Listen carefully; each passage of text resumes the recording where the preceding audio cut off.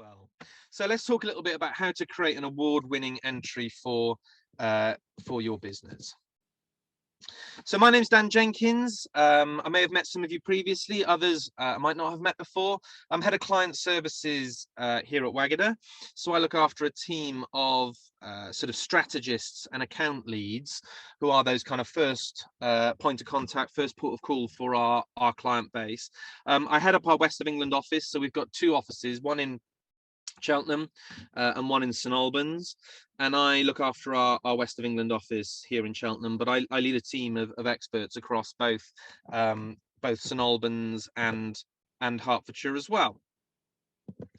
And it's not all about me. As I say, I'm part of a fantastic and growing team, actually, with digital specialists covering everything from search engine optimization, which we have a kind of a root strength in and have built over the last 10 years, but also paid and organic social media, PPC, Google Ads, and also digital marketing strategy and HubSpot as well. We're HubSpot partners. So we do a lot of work with businesses aligning sales and marketing, email automation, sales and marketing automation, and account-based marketing. They're all sort of quite big terms for various different marketing tactics and sort of strategies. But as I say, we work with a number of businesses across the UK and further afield now, specifically focusing on HubSpot. So awards today, though. Now let's talk a little bit about awards. Let's talk firstly about the value of awards so that we've got a bit of context. Now, awards are valuable on a number of different levels. The interesting thing that I've grown to learn over the last few years is actually their importance internally for kind of you and your team. So yes, awards are hugely valuable in terms of that, what you put out there, that external success, that external recognition, but do not underestimate the value of awards internally and the impact that that can have on your wider team, and not just the sort of the night itself, but also kind of everything surrounding that. You know, from the moment that a WhatsApp might go around your team or your colleague or anybody that you might work with to go, oh look, guess what, we've been shortlisted for Best Small Business of the Year at the Legal Awards 2022. You know, that feeling of kind of elation, it's amazing the boost that has, because, you know, we're all human beings and we like recognition for our work. And whilst individuals across a team might get recognition from a team leader or a manager or a client or a customer, there's nothing quite like that sort of that formal recognition in the wider marketplace to say, yeah, guess what, do you know what, the shared goals that these individuals at that business have been working towards is worthy of awards recognition. And you can't put a price on that boost and the impact that has to the output of your team and their kind of investment and their belief in you and the brand. And speaking about brand, I've shoved McDonald's up here because if there's ever a brand that you're aware of, it's probably going to be McDonald's. And I also reference it in almost every webinar, not so much because I've got a penchant for a Big Mac, but more because they just get it right. You know, the brand is so present and in our minds. And the interesting thing is that you can generate a huge amount of brand awareness from awards recognition. And so now I'm talking externally, and that's not even just from winning. That's not just by winning the award. The brand awareness that you can generate from being in that sphere, being competitive, being in that marketplace, can be really, really significant. I'll let you into a little secret. We had a very strong lead come through very, very, very recently, and predominantly off the back of the fact that we won a UK search award. And it was the nature of the award and the type of award that we'd won that lit up their eyes, and they were looking for a new partner to work with, and they purely came to us because we had won that award. And we'll be talking a little bit later on about categories and selecting categories, but that side of things is so fundamentally important as well, because it's about how your business lines up with the category that you are entering in that award. And I'm amazed how many applications I see, or how many times somebody's come to me and gone, look, Dan, the business is thinking of entering these awards, these are the categories we're thinking of entering. And I take one look at it and I go, that just doesn't line up. That's not the right category, you know. And it's so important to get these things right because of the opportunity for your brand to be aligned with the type of award, the type of category, and of course enjoy the brand awareness that comes off the back of that. The other thing is to is to have that opportunity to really be able to capitalize on the networking side of things. Networking for awards can be significant. Obviously, it varies on the type of award, the scale of award, whether it's a local award or a national award. But I'll give you an idea of the last company I was at. We entered I did the submission for the Lloyds Bank National Business Awards, as was called at the time. I think it still is. It was Orange was the key sponsor before that. And an award of that nature, I think it cost a couple of £100 to enter, if I remember rightly. And we were finalists. We didn't win. We lost to a very, very worthy winner. But we were finalists, and the build up of events, the program of events in the build up to awards was worth the entry price plus some, you know, because all the various sponsors at that scale as well, you had quite large organizations that were sponsoring tables, sponsoring specific awards, sponsoring the night itself. You've obviously got your headline sponsor. So because that was a big one, you know, very quickly I found myself networking on rooftop bars on the South Bank with other business people, and found myself talking for 2 hours from the chap who was an operations manager for Trunky. I don't know if you've heard of Trunky. They're like a major, I think they were on Dragon's Den or something, but like a pulling suitcase for kids, and I think kids can like sit on it, and it is quite a decent brand. And the point I'm trying to make here is that wasn't even just about the night itself. You know, that was all these networking opportunities that kind of came along the way. So it's just really interesting to bear that in mind and to maximize the opportunity to be a part of that community and that wider business community. And let's not forget that rubber stamp, you know, so that it's on that, you know, you have that opportunity to have that badge of honor, if you like, whether it's finalist, whether it's winner, whether it's shortlisted, whether it's highly commended, to stick that on those key touch points on your website. You know, trust signals are more important on websites than ever before. To get it on the footer of the email, or even to pop it on your marketing collateral, it can go a long way. And again, even just being a finalist or being shortlisted, if it's the right category and it lines up with the message that you're trying to convey for your brand, then there's only good things to come out of that. And guess what, folks? So often it does all come back to Google, right? And there can be some great ranking opportunities here. What do I mean by that? Well, backlinking is still a key part of SEO, and that's other organizations, other websites that link back to you. And it's not just about volume, it's about the quality. Okay, so quality over quantity. And the opportunity that you have with these awards is like from the moment that you're even perhaps shortlisted, your brand name is on that website somewhere for that award, and it will say, you know, Wagada Digital nominated for XYZ, and it'll link through to your website, right? And some of these award websites will either be chambers of commerce's perhaps, or as I say, the kind of national award websites. Those websites have got what's called a very good domain authority, right? They're good websites, they are well recognized by Google, and guess what, all of a sudden they're linking to you. You've got links from them. You know, maybe the sponsor of your category has published a blog post on their website. Is it linking to you? Is it linking back to your website?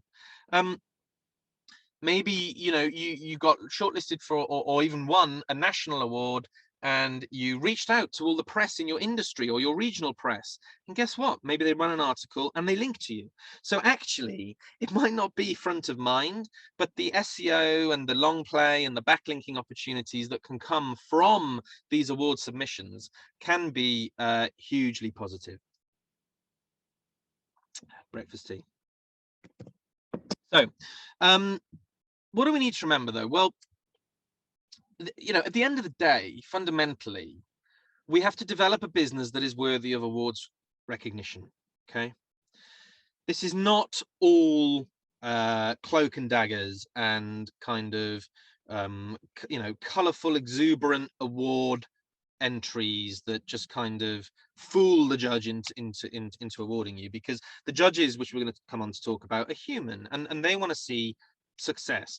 But what that means is not necessarily that you are the biggest business with the highest turnover and the most customers or the most clients. That's not the most important thing.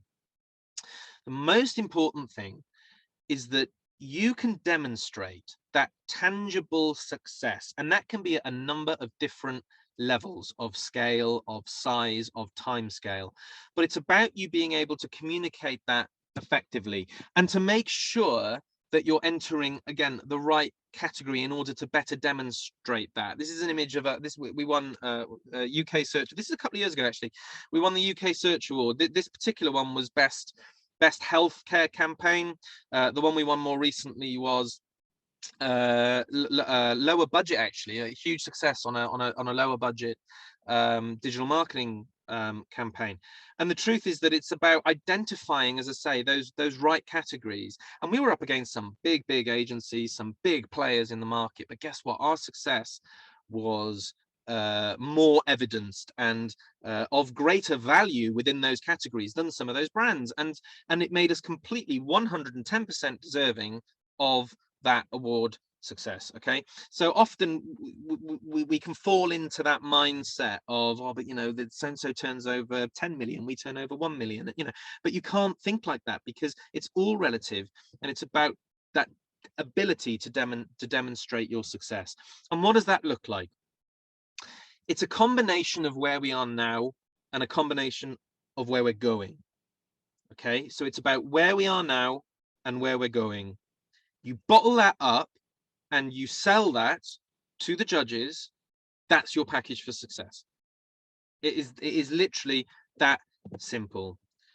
Quality, not quantity, Leah's asking. Absolutely. We'll be talking a little bit about the word count, because actually you do want to be able to maximize every bit of real estate. You do want to be able to, if a question has a 500 word count, you do want to try and maximize that, because guess what? There'll be another brand that's getting all that information in. But the key is about getting it as succinct, as factual, as direct, as to the point as you could possibly imagine about where we are now and where we're going. And sorry, quality over quantity as well, perhaps, in terms of the type of awards. Yeah, if that was what you meant, Leah.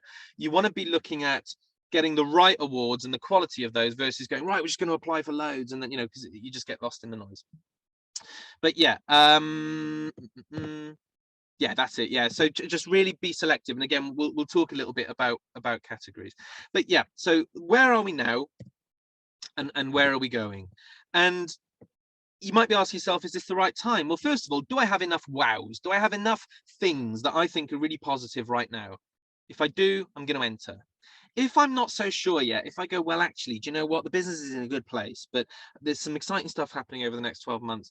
Buy your time, you know, start thinking about it now and come back next year and enter next year. And something to always bear in mind with this is that it's sorry, I've just completely lost my train of thought. Apologies, bear with me. Apologies, I'm going to come back to that. Yeah, so you want to, yes, sorry. So people often underestimate the quality of their output or the quality of their business or the success that their business has achieved. And sometimes it's only when I'm sitting down in front of somebody and they say, look, I'm really struggling with this question, or the content for this, I'm really struggling with that. And you sit down and you start to break it down, and then they go, oh, well, actually, we did do this. And then, oh, do you know what, 6 months ago? Oh, and by the way, last year we raised £1,500 for Bernardo's. And you go, well, you know, these are all amazing things. And as long as they can fit into the story, then they're fundamentally important. Always think of it as if you're writing a job application. I haven't written a job application for years. My employer would be very, very pleased to know. But the point is that you're selling yourself, and you go, you know, I'm excellent at this. I can do this. I have the ability to achieve this. You get all of that in the awards submission. Think of it on the same level, but you're doing it on a different scale. You're doing it for a brand rather than an individual, and that can be really, really key. So yeah, quality over quantity. You know, you might get emails like this every now and again landing in your inbox, and the truth is that sometimes it can be a bit of a racket, a bit of a brilliant. Yeah, Thomas, I've seen your question, and I'll jump in with that now. So sometimes, you know, you'll get those kind of oh, so and so, you've been nominated for this, get your entry in, and then you start talking. It's like, oh, and it's going to cost you £300. So you need to kind of separate the wheat from the chaff and identify which are kind of the genuine and the real would like to be visible in, versus just that other sort of stuff that's out there. So do take your time with that. Thomas was asking about tracking those wows in the business. The best thing you can do over a period of time is utilize the heads of other people. And what I mean by that is, don't just rely, if it's your responsibility to perhaps enter awards for your business, speak with others along the way. Ask them, what have you achieved this, what do you think, and get those along the way, and then just document them, log them, get them in a spreadsheet. If you achieve results as you go along, just really do try and pin that down, because then by March next year, when you're up against it and maybe you've got a really tight deadline, you can access all that stuff. So even just having them in one place, and as I say, have a meeting, get a few people around a table and brainstorm it, mind map it, get it up on the wall. What were the defining moments for you as stakeholders in this organization over the past year? What were those defining moments? Let's get them all up there, because suddenly you'll see all this stuff and you'll go, gosh, yeah, I didn't even think about that at the time. And that really, really lines up with this question about our ESG, or our corporate social responsibility. And let's get that in there, So it's amazing how much stuff is in there, and often it doesn't even get on the page. Yeah, so really consider, and then this is now the crux of it, this is the core of it. So how are we going to stand out from, no problem, how are we going to stand out from the competition? So let's find those awards to apply for. Well, get on Google and start researching. I was working with a client where we put together a calendar, basically. So it was like, this is the next 12 months. These are the awards that we think line up really, really well. This is the calendar. So, this is the deadline. This is the submission deadline. Don't forget, they'll often get extended by about a week. Doesn't always happen, but 9 times out of 10, you get a deadline, and the awards people at the other side will have had very little entry, not much going on, a little bit of noise, woomph, there's a surge, and guess what? Then the deadline gets extended, then it platters out, and then woomph, there's that final surge. So it is very normal that a deadline gets extended, but don't count on that. Work to the deadlines. If you can, work to 1-2 week prior to the deadline, so that your submission's in a really good place. But I am always aware that these things do tend to go down to the 11th wire. But get on Google, do that research, and get those dates down, and a bit of a plan. Look as well at your competitors. And it's amazing. I'm a big advocate for learning from competitors. And that doesn't mean copying competitors, but it means embracing what they do and looking at what they do well, and looking at what they do badly, and looking at what we like about what they do, and looking at what we don't like about what they do. And awards is another opportunity where you can look at what awards your competitors are being visible for, how they're positioning their brand through these awards. Do look at those industry awards as well. So not so much the broader ones that are, as I say, regional or national. They can be hugely competitive, especially in some of those key categories like growth, or SME of the year, or business leader of the year, or business of the year. That they are obviously highly competitive categories. So do really consider those niche opportunities where you can harness more success, and you're putting your efforts, then you're focusing them in a little bit more. Yes, local awards can be highly effective. Look across social media, engage with the awards providers on social media. Look at the content they're putting out there, because of course, going back to that brand awareness piece, what they do on social media is hugely beneficial. I'm a big advocate for the Best Business Women Awards. I think it's literally just had its deadline this week. That's a good award to consider, because there's quite a lot of noise surrounding that particular award. And again, a lot of online photography, social media activity. There's directories that you can access. But as I say, consider those categories carefully, and really consider whether you're going industry versus regional versus national. But what about the judges? Now, like, going back to that analogy I used in terms of considering it like a CV application, if you're writing a CV, You're going to tailor that, aren't you, to the company, to the business, and you want to resonate with the employer or the manager or the team leader or whoever it is that you're submitting your award to. The same is to be said for entering business awards. Let's remember this, right? They're not paid. This is not their job. They are busy people. They're often very successful people. They could be business owners or entrepreneurs or winners. Maybe they won last year and then they're invited back to judge the category. So let's put ourselves in their shoes for a minute, right? It often takes place in one day where they come together. I'm imagining that room to be quite hot, maybe a little bit airless. They want to scan each entry as quickly as possible so that they can concentrate on the strongest entries. And there might be a scoring criteria. So maybe they can't even be that subjective. So let's just take that step back. They're not being paid.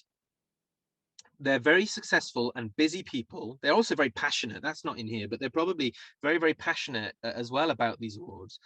But they're in a hot, airless room. They've got a day. They want to scan them as quickly as possible. They want to select a winner. If you take a step back and look at your submission should then meet that requirement. And 9 times out of 10, when I see drafts come through, the honest truth of it is that it doesn't. It's been put together. Perhaps it's quite broad. The structure of it is very conversational. It's long paragraphs. And you stand there and you go, would I, as a judge in that context, how quickly would I be able to engage with and respond with that? And the truth, 9 times out of 10 with that initial draft, is that maybe I wouldn't, and we need to consider this very, very carefully. So how do we do that? Let's really think about how we approach the entry. So a key little tactic is to literally look at the entry criteria. And I should say, by the way, it's fundamental, but really do your research on these categories. Often these websites will have either a video tutorial or a PDF download, information on kind of what the judges are looking for, how to get ahead on this particular award. Do read that, otherwise you fall foul of just not quite, lining up with what those awards like to see. But literally go through and highlight those key points, because even this entry example in front of me, there's a lot of words there, but the key points that you're looking for, a key role of this is for a business leader of the year, right? But a key role of individual achievement of an organization, vision, culture, performance, corporate governance, leadership, CSR. You have to get those things in. So if you're then submitting for this category, you do not leave one of those out. You have to find a way to literally address all of those. And you might do that through the key points in the following bullet points: the vision for the company, the drive, the challenges, approach to company culture, staff training, welfare, greatest achievement. These are all key things. And once you've gone through your first, second, third draft, you literally want to go back to looking at this and ticking off, have I done this? Have I addressed vision? Have I addressed culture, performance? Have I highlighted the greatest achievement? And you want to literally tick it. I do it like a color-coded thing. So when I know I've done something, I then go back and make it green. So you might highlight this as yellow, but then I might go back and go, right, I'm going to highlight these as green because I know these are in there. Now, it sounds very granular, but the truth is that when you're a judge, and you're given this maybe to go and you need to pick a winner for this, you're literally going to be going, well, guess what? This entry talked about, this is the only one that, and it's amazing how much that can make you stand out for the crowd. It's so fundamentally important to make sure that you're tackling the points within the entry. And then to really articulate that, you can replicate the language of that criteria. Okay. So what do I mean by that? Well, if I just go back a slide, we talked about vision.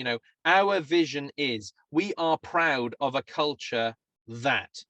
Our commitment to corporate governance shows through solid leadership.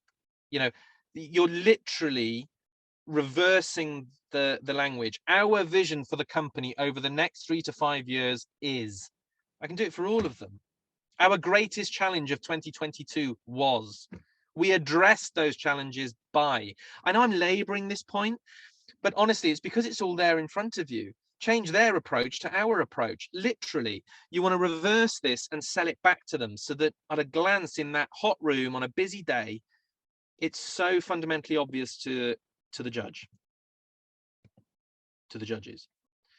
So what are your wows? You know, and again, really, you know, when you're bringing all of that together, you really want to think about all these areas, because often, whatever the category, they'll want to look at these kind of core things. They'll want to look at your achievements. They'll want to address your staff welfare. They'll want to look at your values, CSR, vision, culture, training, leadership style. That's so important, and Jim's just highlighted in terms of kind of getting that all on one page, and it is a challenge. And the truth is that we naturally go into this writing style sometimes for this kind of thing, of like kind of that long prose, and we'll write in paragraphs. Throughout the last year, we identified that with an excess of yada yada, and we go on and on and on, full stop, and then we start again. Literally think of it as a bullet point style. So again, you look at these wows. If you've got let's say you've got a 500-word answer, which is equivalent of about one side of A4. Let's say it's the growth business of the year, and the question is about how have your, perhaps this particular question, how have your achievements over the last 12 months fueled business growth? That's literally coming from the top of my head, right? Literally bullet point them. Over the last 12 months, we have enjoyed the following key achievements. Bang, number one. Bang, number two. Bullet point them as tight and to the point as possible. And then you go on these, or, you know, maybe you take each one and write a couple of lines in terms of how it fueled your growth. So we achieved 100% staff retention. That's a smart thing. It's measurable. It's system. You know, you've got the number. We achieved 100% staff retention in 2022. Full stop. That's your bullet point. This fueled growth by, bang, ensuring continuity of service, meeting client needs with consistency. This is just hypothetical, right? But the point that I'm trying to make is that you take it, you tackle it, and you highlight exactly how it is actionable and how it generates success. And then in the end, as I say, you want to maximize that word count, but ultimately you're making life easy for the judges. It's easier to read. The successes are easy to pull out, so that if they've got a printout or they're looking at it, they can literally go, yep, yep, yep. You know, you literally want it to be that digestible. I can't stress that enough. So a way I thought would be really good to remember this is the 3 Fs. And I love this. It's a stock image, this, right? But I feel like I should get it into every deck because I just love it. It's just so authentic. But anyway, the 3 Fs, okay? So number one, facts. So in the content, in the copy of the submission and in any supporting evidence, think factual. What are the facts that we're trying to get out there? You know, they're specific facts. That phrase I used, we retained 100% staff retention in 2022. That's a statistic and a fact. So it includes figures. So figures are key. So if they want to know about something like growth, you highlight that growth in numbers. And again, it doesn't have to be that you've gone from turning over 15 million to 40 million, although it might be, but it could also be, do you know what? 3 years ago, we were a family lifestyle business. We turned over 30K. In the next year, we doubled that, 100% growth. We doubled our turnover, and then we 60K. In year 3, we doubled it again and turned over 120K. The key there is that it's 100%, that it's doubling each time. That's a huge growth statistic. So it's about looking at that category and identifying the best possible figures and how you position those figures. So is it that we turned over 30K more, or is it that we doubled our turnover? Forensics as well. What do I mean by forensics? So we've got facts, figures, and forensics. I'm going to come on to evidence because that's really important, and you do have to back this stuff up. And I think maybe it's my imagination, but evidence, as they call it, is far more prevalent in awards now than it was a few years ago. They want to see that supporting documentation, and it's to avoid you being able to go, we did this, when you haven't got any proof for it, you know? So the evidence piece is really, really key, so that when they see those facts in your submission, you can link it up to any supporting documentation to really shout and sell about your successes. There's one F that we don't want. Well, there's probably a couple of Fs that we don't want, but one F that we don't want is fluff. We don't want fluff, and this brings it all back to the theme of what I've been trying to say is that we need to avoid the phrase my English teacher when I was a kid, I used to love it. They always used to say, trim the fat off the meat. You know, trim that fat off the meat. So when you're writing an essay and you found yourself going into some slightly more flowery language, trim the fat off the meat, stick to the point. That's exactly what this is, trim the fat off the meat. So what does that look like? Well, this is an example from a submission. Over the past 12 months, successes and achievements include taking on 15 new clients, turnover increased by 50%, doubled in size, taking on 5 more staff, 40% increase in invoice value over the past year. It goes on. But the point is that there's quantity in there. Now, what I often see is if this was there's probably a couple of hundred words on that slide, just guessing, somewhere between 1 and 200, 150, 200 words, right? I often see where there's 250 words and somebody might have taken almost 250 years to talk about the fact they took on 15 new clients. And you kind of stayed on one fact. So the more that you can get more into less words, so more fact and wins and selling points into that word count, be it in any supporting evidence and also in the actual document, the better. This is an old graphic, but I just pulled it in because it matches it looked good it matches our brand. But this particular graphic, again, this is the sort of stuff that you can put in your supporting evidence, and I'm about to come on to supporting evidence, but also where there's an award that is looking for copy with a word count, but you can submit it as your own document or PDF, you could move that sort of thing into it.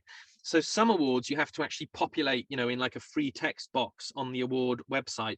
But others, if you have to do it in a PDF and send it, whack this kind of thing into a section of the question, because it might not count towards that word count. And it's a much more visual way of getting that key point across.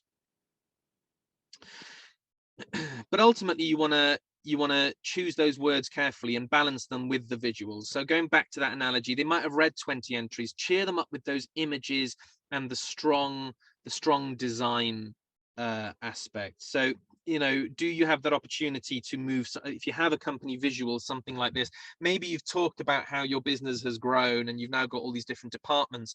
Can we show that in an exciting and slightly more interesting way if the award gives us the opportunity to, rather than just saying the current breakdown of the team includes management team, tech, find a way to demonstrate that more visually. If you've already got really strong kind of brand, these are our brand values, they've often fed into kind of award submissions, we've got these lovely brand visuals for them, utilize those as well, so that ultimately you're finding that way to get the judge really excited. They want to be they want to see your business as inspirational. They want to know that you are set apart from the competition. They want to feel confident. Having judged things myself as well, I must say, it's not a pleasant sometimes experience, because there's a huge amount of pressure that comes with that. And you go, am I picking the best person or the best business for this recognition? Take that freedom of choice from them. Make it a no-brainer that they should go with you. And you want to do that through telling the story of your journey. The journey is so important. And it comes back to what I said earlier. It's that journey from beginning to end. What have we done what's brought us to this point? Where are we now? And where are we going? Stacey's asking, are judges presented with a printed file on each submission? It does. It would vary based upon the setup, the award, the type of award. Sometimes they can literally have a stack of printouts next to them with posted notes on top. Other times they might be shared the files and things.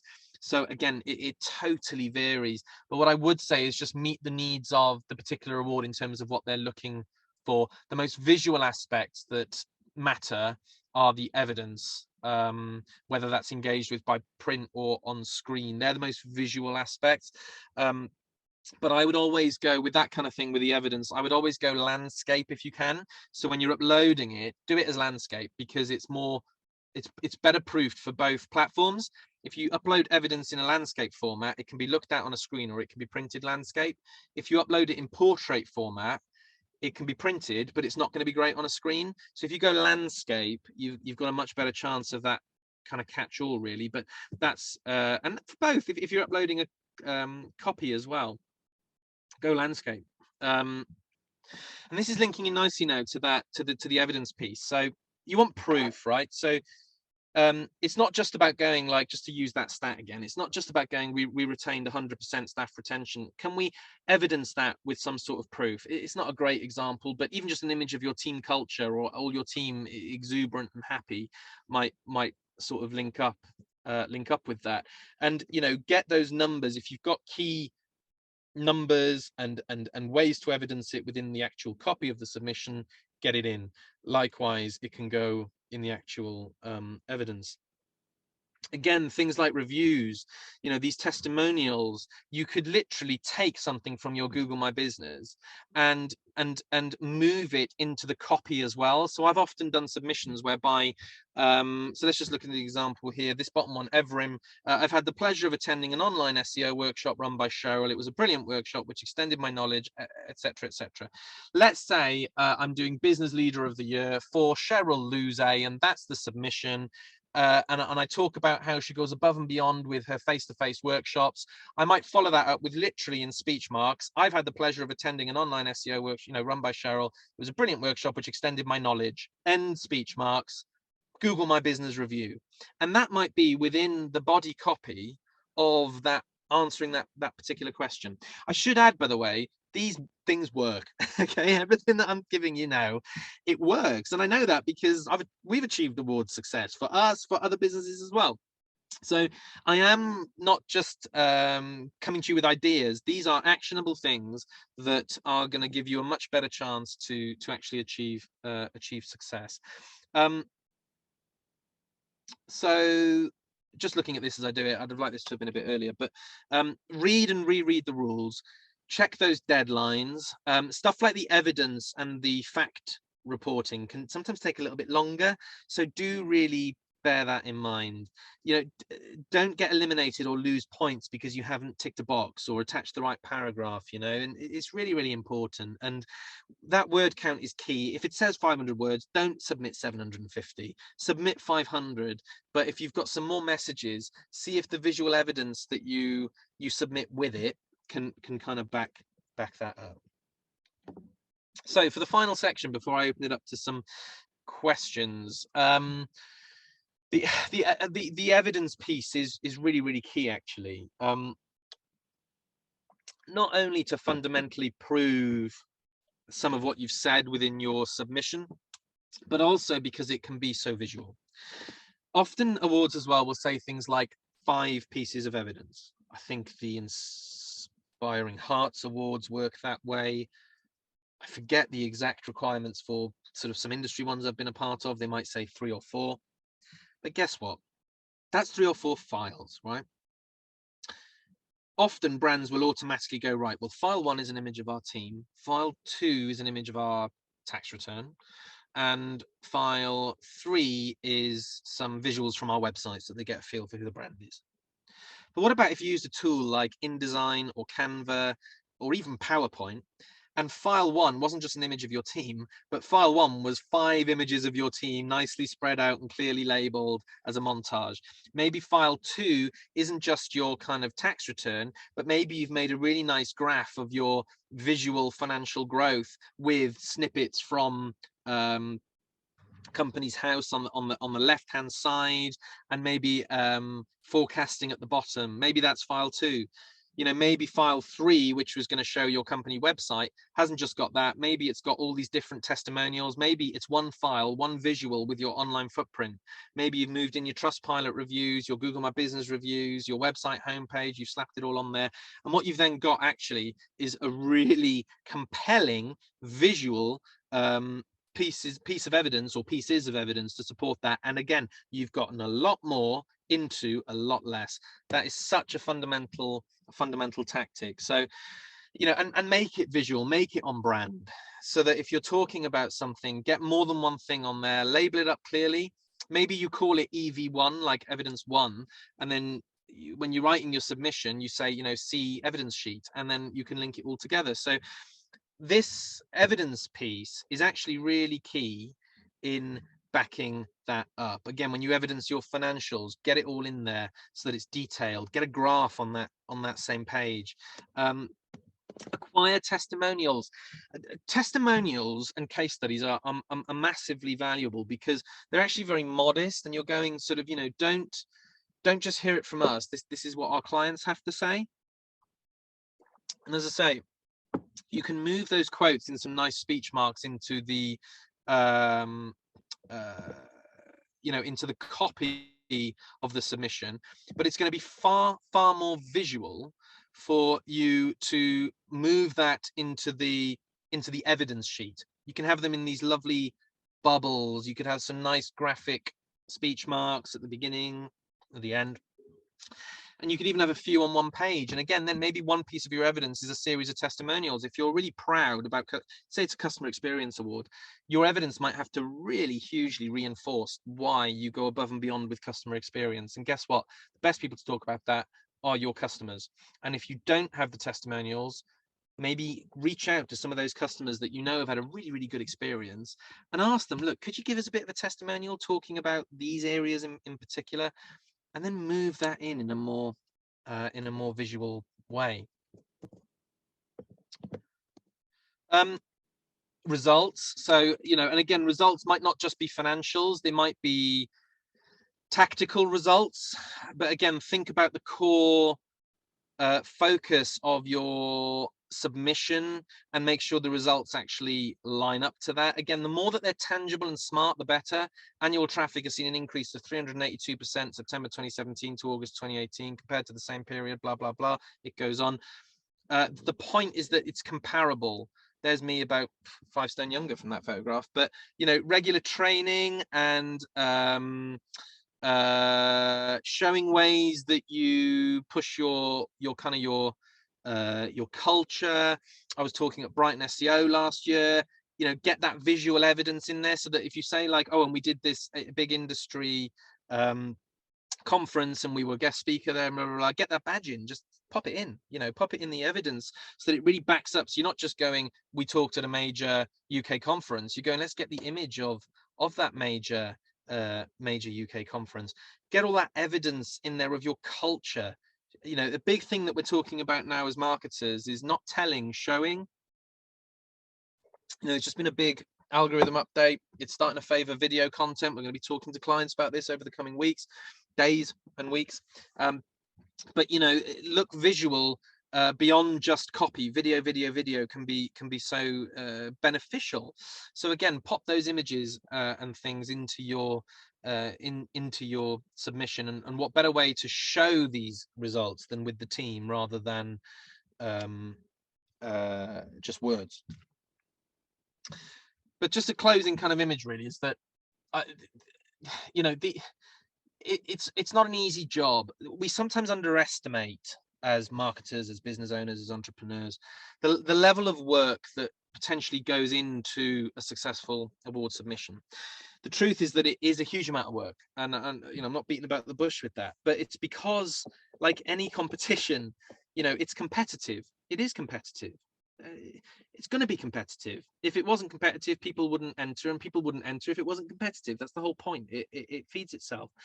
So the point I'm trying to make is that try not to leave it till the 11th hour. Try not to leave it till that very last minute. You know, even if you've just submitted some awards already, and you know, utilize the learnings from today to really let that sit, because they could stand you in really good stead in 2023.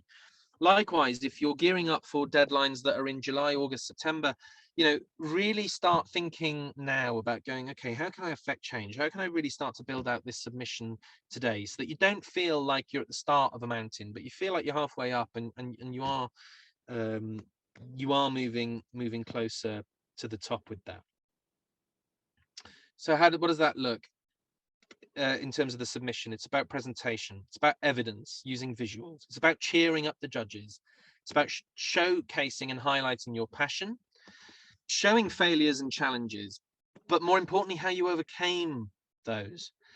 Sell yourself. Don't be humble in testimonials. Remember that CV analogy. You want to absolutely fundamentally sell your brand to the judges, and a focus and clear direction. Now then, finally, you then want to get shortlisted. And if you get shortlisted, make the most of it.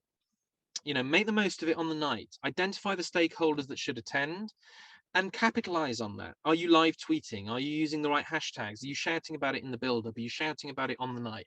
Have things drafted and ready. If you don't win, do that really honorable thing and shout out about other businesses on your social media feeds. Huge congratulations to my fellow finalists in the you know, e-commerce website of the year award, and a particular recognition for the winner, you know, XYZ, because those brands will be liking, engaging, retweeting, and sharing.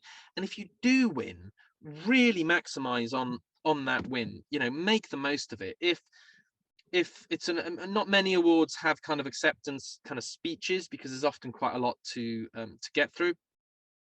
But, you know, make sure that you're maximizing that win on the night and also afterwards from a PR perspective. Are you getting that message out there? We actually generated some really good PR for a client after they achieved some good award success, and we've enjoyed PR off the back of it ourselves. But, you know, make the most of that afterwards. Let other organizations know. Remember all that SEO stuff I was saying earlier? It all feeds into it as well. You need to not look at the award as that one event and that one night. You kind of need to look at it as this package for the forthcoming months in terms of how you can get the most out of it after the point of submission and after the point of submitting that entry. And if you don't win, it was always a gamble. And you know, you were in there with other big businesses or worthy businesses. And if you don't win, that's okay. Don't shy away from it though. The finalist status, if it's the right award, if it's the right category, you can dine out on that one for a while. You know, if it's a national award, you can dine out on the finalist status off the basis that you were a finalist at a national award. If it's an industry award, you enjoy that finalist status because you've been so well recognized within your industry that you've been pulled in with some of the biggest players within your industry. It's about how you maximize that from a PR perspective. It's about the messages, the way that you talk about it on your website's blog when you do your own shout out about your success. But the point is that often we look at it as just winning and not winning, and the truth is that, you know, it is competitive, and you really should give yourselves a pat on the back even if you've been recognized as a finalist. So your awards journey, good luck. I hope that's been beneficial. Again, it's a lot to get through in an hour, but I want to leave you with as many sort of nuggets as possible, really. I will open it up to questions. I often get questions through privately as well, because I'm conscious that if they're about your business, you don't always want to open it up to the whole room. So don't hesitate to message me privately on the chat. In a moment, you can also unmute or ask publicly on the chat. Just want to draw your attention to a really good, you'll get the link and all the details in the follow-up, but just want to draw your attention to a really good webinar that's coming up slightly later this month on the 23rd of June. Employer branding and for recruitment and retention. It's about how to attract and retain the best possible staff for your organization. My colleague, our CEO, Cheryl, is going to be heading up that particular webinar, but we're working more and more with brands now from a recruitment marketing perspective. We are in the midst of this huge kind of recruitment whirlwind. We've had the Great Resignation and the Great Reshuffle, and there's all these lovely buzz phrases for all these different elements of where we're at, but it is a hugely challenging landscape, and marketing can feed into it massively. So do bag yourself a slot, make sure you've got a ticket, and then come along to that webinar towards the end of June. I guarantee there's going to be a huge amount of insight in there. But without further ado, that's just about it for today on The Button, 10:30. Thank you so much for joining. Again, really glad you found it beneficial, and I wish you all the very, very best in your awards journey. Thank you and have a great day. Bye-bye. Bye now.